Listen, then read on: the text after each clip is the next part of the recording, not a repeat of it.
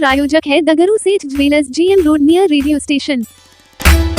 राज्यसभा सांसद बनने के बाद भाजपा कार्यकर्ताओं ने डॉक्टर धर्मशिला गुप्ता का किया स्वागत, जगह जगह किया गया सम्मानित।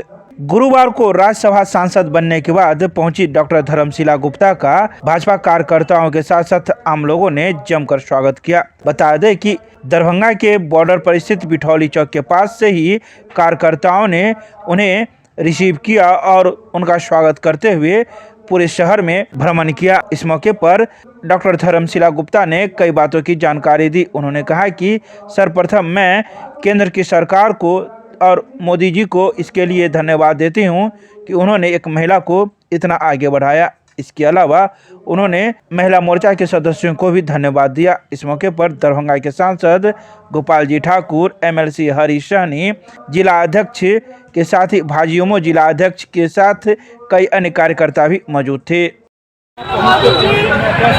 राष्ट्रीय अध्यक्ष आदरणीय JP नड्डा जी,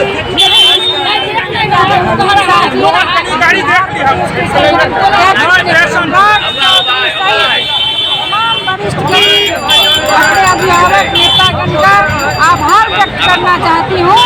तो माननीय मोदी जी ने कहा था कि नारी शक्ति मंगल के तहत 30% आरक्षण देंगे।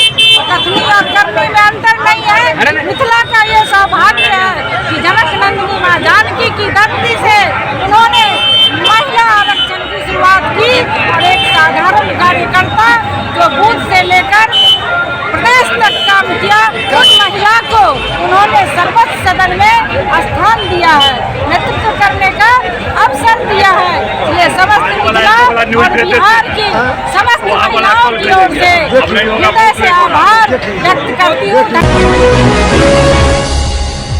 मिथिला विश्वविद्यालय के कुलपति ने स्वयंसेवकों को मतदाता जागरूकता शपथ दिलाकर जागरूकता रैली को दिखाई हरी झंडी। मिथिला विश्वविद्यालय के कुलपति प्रोफेसर संजय कुमार चौधरी ने विश्वविद्यालय परिसर में NSS कोषांग के तत्वावधान में आयोजित मतदाता जागरूकता कार्यक्रम के अंतर्गत आयोजित मतदाता जागरूकता के उद्देश्य से लोगों को शपथ दिलाया तथा मतदाता जागरूकता रैली को हरी झंडी गुरुवार को दिखाते हुए परिसर से विदा किया। कुलपति ने स्वयंसेवकों से कहा कि लोकतंत्र की मजबूती के लिए वे स्वयं अपना मतदान अवश्य करें तथा समाज में आम लोगों को भी अधिक से अधिक मतदान करने के लिए प्रेरित करें। कार्यक्रम में कुल सचिव डॉक्टर अजय कुमार पंडित, कुलानुशासक प्रोफेसर अजय नाथ झा, परीक्षा नियंत्रक डॉक्टर विनोद कुमार ओझा, उप परीक्षा नियंत्रक डॉक्टर इंसान अली, प्रेस एवं मीडिया प्रभारी डॉक्टर RN चौरसिया, NSS पदाधिकारी डॉक्टर सुबोध यादव, डॉक्टर सुनीता कुमारी, डॉक्टर सगुप्ता खानम, डॉक्टर रश्मि कुमारी, डॉक्टर अमित कुमार सिन्हा, डॉक्टर शिव नारायण राय सहित 150 से अधिक स्वयंसेवक शामिल हुए। पढ़ दिया, जो शपथ के अक्षरशः शब्दों का पालन हो, यही इच्छा है। धन्यवाद। पुलिस को देखकर भाग खड़ा हुआ स्कूटी सवार, जांच के दौरान स्कूटी पर से मिला भारी मात्रा में अंग्रेजी शराब। विश्वविद्यालय थाना पुलिस को पॉलिटेक्निक चौक के पास एक स्कूटी सवार वहां से भाग खड़ा हुआ। बता दें कि स्कूटी के आगे एक कार्टून में अंग्रेजी शराब रखा हुआ था, तो वहीं डिक्की के सीट के नीचे भी भारी मात्रा में अंग्रेजी शराब रखा हुआ था, जिसको लेकर स्कूटी सवार पुलिस को देखते ही मौके से भाग खड़ा हुआ। वहीं जब पुलिस से स्कूटी की जांच की तो शराब पाया गया। मौके पर मौजूद पुलिस ने स्कूटी सहित शराब को विश्वविद्यालय थाना ले आई, जहां पुलिस जांच में जुट गई है कि आखिर यह शराब किसकी है और स्कूटी किसकी है। मिथिला विश्वविद्यालय के धरना स्थल पर विश्वविद्यालय से निकाले गए कर्मचारियों ने अपनी 2 सूत्री मांगों को लेकर किया धरना प्रदर्शन। गुरुवार को मिथिला विश्वविद्यालय के धरना स्थल पर विश्वविद्यालय से निकाले गए 9 कर्मचारियों ने अपनी 2 सूत्री मांगों को लेकर धरना प्रदर्शन किया, जिसमें दैनिक वेतनभोगी कर्मचारियों का लंबित पारिश्रमिक भुगतान एवं कार्य पर वापस करने के लिए यह धरना प्रदर्शन किया गया। बता दें कि ही मौजूद कर्मचारियों ने मीडिया को जानकारी देते हुए कहा कि आज हम लोग सिर्फ धरना प्रदर्शन कर रहे हैं।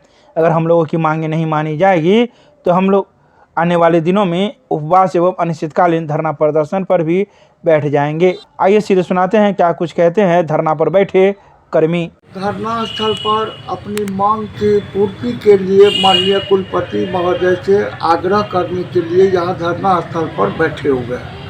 84-85 से हम लोग लगातार विश्वविद्यालय को सेवा में तत्पर है। दैनिक पारिश्रमिक का भी भुगतान किया गया है।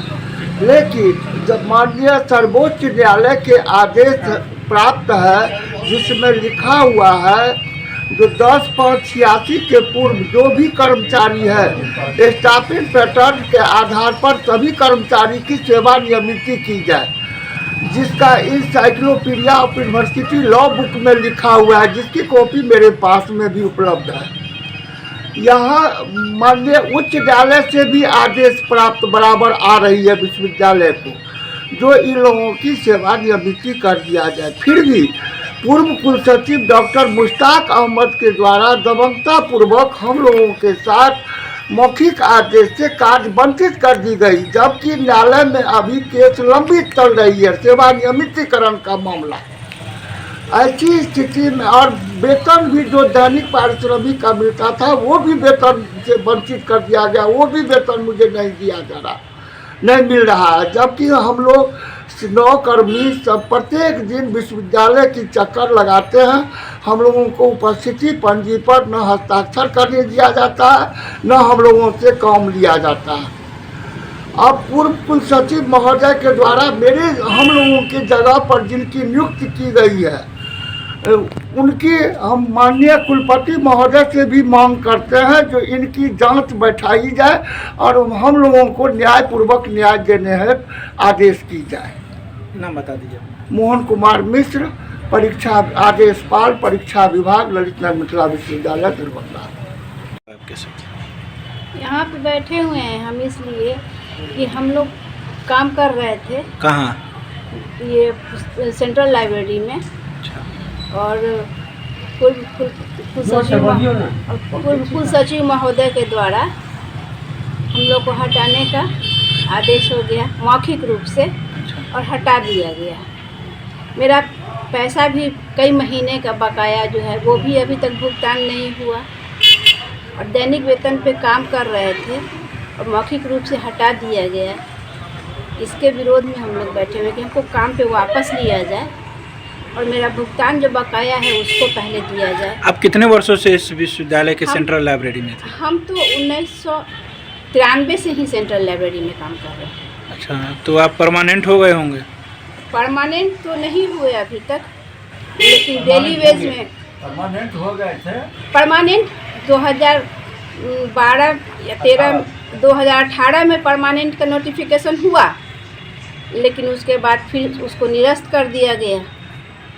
उसके बाद से फिर दैनिक वेतनमान पे ही काम कर रहे थे, लेकिन इस बीच में तो हटा ही दिया गया है मौखिक रूप से ही। बता दीजिए अपना। भारती कुमारी।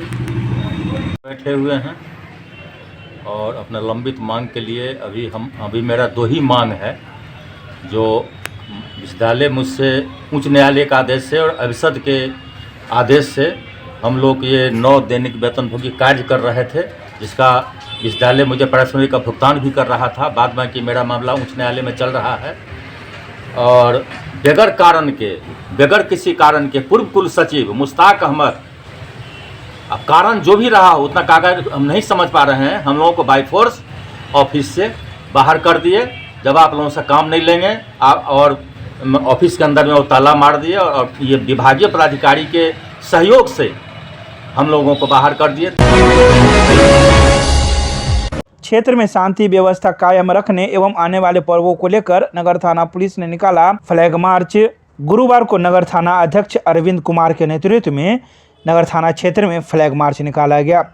यह फ्लैग मार्च आने वाले पर्वों को लेकर एवं क्षेत्र में शांति व्यवस्था कायम करने को लेकर नगर थाना अध्यक्ष के नेतृत्व में यह फ्लैग मार्च निकाला गया। बता दें कि इस फ्लैग मार्च में नगर थाना अध्यक्ष अरविंद कुमार, सोहंगरपुर टीओपी के अध्यक्ष धर्मेंद्र कुमार हंसदा, बेता ओपी के अध्यक्ष हरेंद्र कुमार, कोतवाली ओपी अध्यक्ष राहुल कुमार एवं रैफ के इंस्पेक्टर डीएसपी के साथ ही अंगरक्षक निशांत रंजन, मुकेश कुमार एवं कई अन्य पुलिसकर्मी भी शामिल हुए। बता दें कि यह फ्लैग मार्च नगर थाना क्षेत्र के सोहंगरपुर, वाजिदपुर, रत्नोपट्टी, बड़ा बाजार, टावर चौक, इनकम टैक्स चौक, हसन चौक होते हुए पुनः नगर थाना परिसर पहुंची। 11 मार्च को मिथिला विश्वविद्यालय चलो आंदोलन के लिए मिथिला स्टूडेंट यूनियन ने शुरू किया जनसंपर्क अभियान।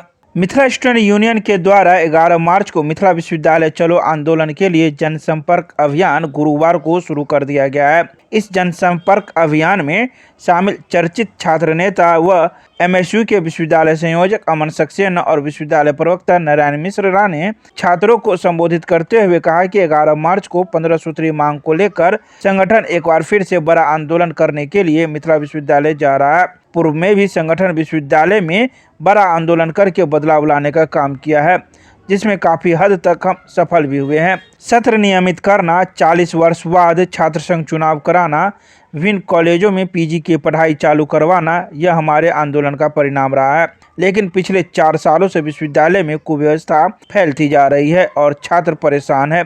परीक्षा रिजल्ट का कोई अता पता नहीं है, कोई भी कॉलेज गुणवत्तापूर्ण शिक्षा की बात नहीं करता। इसके अलावा कई हमारे मुख्य मुद्दे हैं। इसी को लेकर हम लोग 11 मार्च को विश्वविद्यालय में आंदोलन करेंगे, जिसमें आपका सहयोग जरूरी है।